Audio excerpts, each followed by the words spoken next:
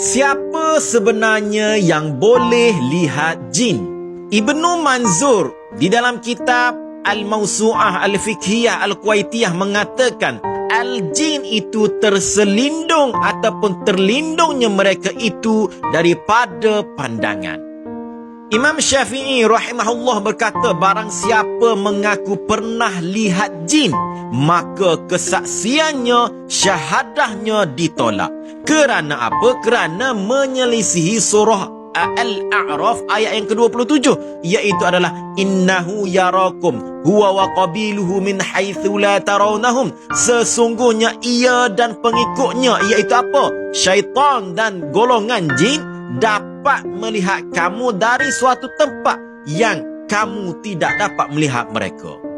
Jadi macam mana pula ada orang kata dia dapat lihat jin? Sesetengah ulama mengatakan yang tidak boleh lihat jin itu adalah dalam bentuk asalnya. Kalau jin itu telah merubah bentuk, maka boleh dilihat oleh manusia. Dalilnya apa? Iaitu pernah satu ketika jin Ifrit dia pergi ke Baitul Mal dan ditangkap oleh Abu Hurairah. Dan jin Ifrit itu dia merubah bentuknya menjadi budak kecil. Jadi maksudnya di sini bahawasanya yang kita lihat itu ataupun orang terlihat itu adalah dalam bentuk bukan asalnya.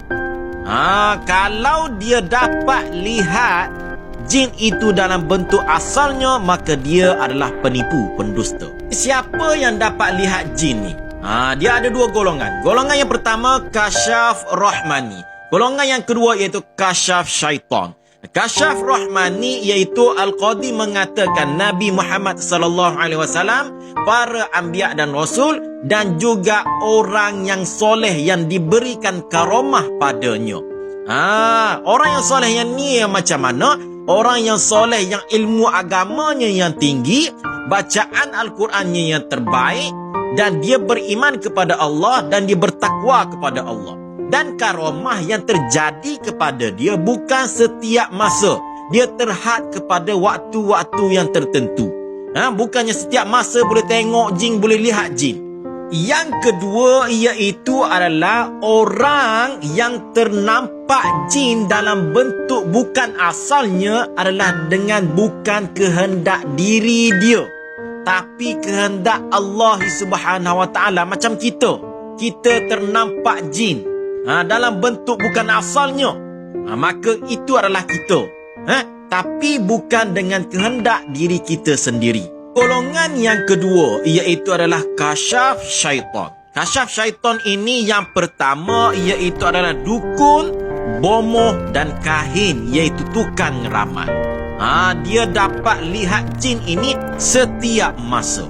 Yang kedua iaitu adalah seseorang itu orang biasa ataupun perawat ataupun ustaz, dia ada khodam jin, maka dia dapat lihat jin dengan menggunakan khodamnya. Kesimpulannya, ada sesetengah orang mengatakan kalaulah Allah ini nak bagi kelebihan iaitu dapat lihat jin setiap masa ini kepada seseorang, maka Allah akan bagi saja. Jangan gunakan fikiran semata-mata, akal fikiran semata-mata. Sebab apa? Allah dah bagi tahu dalam surah Al-A'raf ayat yang ke-27 bahawasanya kita memang tak boleh lihat jin, melainkan dia adalah para nabi, para rasul. Maka takkanlah Allah ini adalah penipu.